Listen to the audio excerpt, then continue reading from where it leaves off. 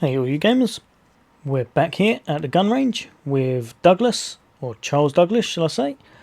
If you want to see what I think is a really nice DPS build at the moment, then stay tuned. That's coming up next. Pew, pew, pew, pew, pew. Pew, pew, pew, pew. Whee. Welcome back all you guys and girls. So like I was saying, I've been mucking around with some gameplay and mucking around with some builds and such, and I've found one that I think is quite interesting actually. I tend not to use glass cannon too much in my builds because you fall over a lot. But with this one, even though you are still squishy, and even though it is still definitely best to play in a group with this build, it's still good. It's really nice. I would say probably not the best solo. You would have to stay so far back. But in a group, this is really fun. Especially if you've got someone in it that's got tardigrade or maybe point man, anything such as that. But even if there's just other people playing, this does still work and is definitely viable. So what have I got on? Well, if you have a little look here, back at the gun range, and let's see how much this is doing.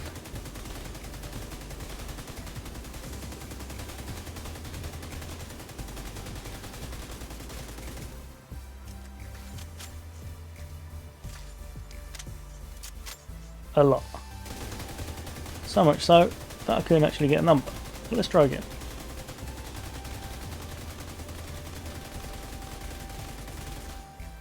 Right, so if you have a little look there,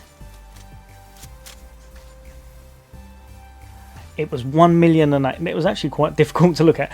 1,000,008 for tick damage from the pestilence.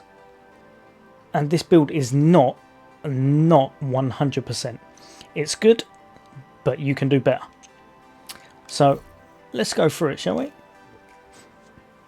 Now, first off, it's an LMG build. So you want chuck on the gunner class. Obviously, as you could see from the footage, I was using the pestilence. Absolutely amazing gun with some builds now. I hated this gun, absolutely hated this gun, and now I'm falling in love with it.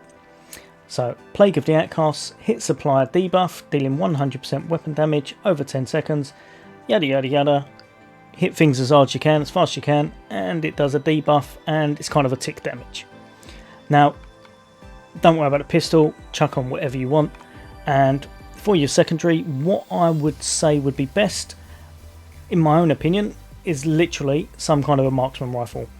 I've put on the Akeem's long stick because it's quite good, gives you extra damage the further away they are. It's a really nice one to complement this build, just in case you are so far back that you cannot hit anything whatsoever.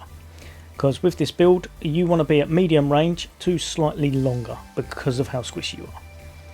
Now, what you're going to want to have for the mask will be the Walker, Harris and Company set. The backpack will be the same, and you'll want Vigilance. Increases total weapon damage by 25%. Taking damage disables this buff for 4 seconds. Don't get hit. Let other people get hit. Sit at the back. Duck hunt it all. Get the damage in. What I've done for the chest was the Providence, and the only reason I've got this one is pretty much because it gives you a little bit of headshot damage, which is always nice when you do actually go up from the body. And it's basically because of the perfect glass cannon. I know it's only 5%, but it is still 5%. As long as you're not getting hit, this is the best in slot, I believe. Over here, I have got the Contractor's Gloves. Definitely best in slot. LMG, 10% damage. Weapon damage. Damage to armour, crit hit chance. That's everything you want. That's amazing. Very possibly, if you could have got something with a cover, it might have been slightly better, but this is best in slot, I believe.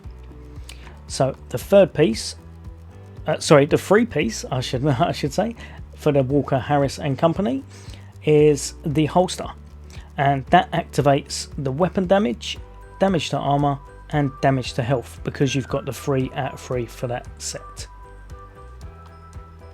Just over here, just to make it a little bit more viable, you are still very, very super squishy, but it is an armor piece.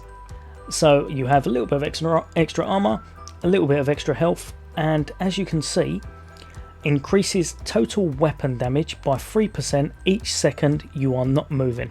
Stacks 10 times, so basically if you're sitting in cover for 10 seconds, you're going to get an extra 30% weapon damage. That's massive. That is absolutely massive. People do not realise how big a deal these actually are.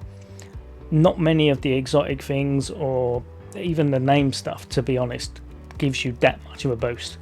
It is really, really good, and for a tanky build, well, you think it's an armor piece, it gives you more than most actual red stuff does.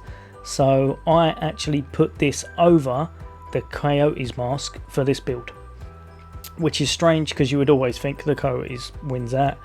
This works best because you're going for pure damage. Now with these pieces, like I said, I have not made it perfect. If it was me, I would keep the headshot damage on this one. So you've got 15% extra headshot damage, but you're mostly going to be hitting bodies. So probably go for as much crit chance as possible on the rest of the gear and crit damage. And that will be a really, really strong build. Sit at the back, further away than everyone else.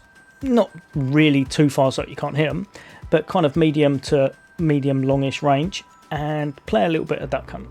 All you're there to do is hit 1, 2, 3 things in a row as hard as you can, and then you'll see the dot supply and everything, and it will just tick so much damage. The skills that I would recommend would definitely be this one right here, the decoy skill, because you want to chuck that out so that you're not getting focused on fire. And over here I would probably say either the fixer drone if you want it to help you a little bit. I actually prefer to have the striker drone myself.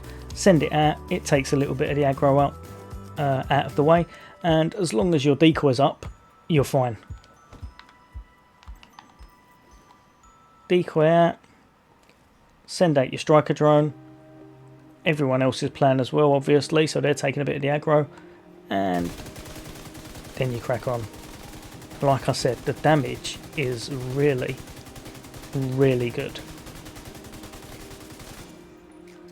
Now, I would say on heroic, I've not actually tried this on legendary yet, so no point lying to you, but on heroic, I would say I average between 600 to 1 point, I think the highest I've ever got was 1.2 billion, but 600 million to 1.2 billion depending on who you're with.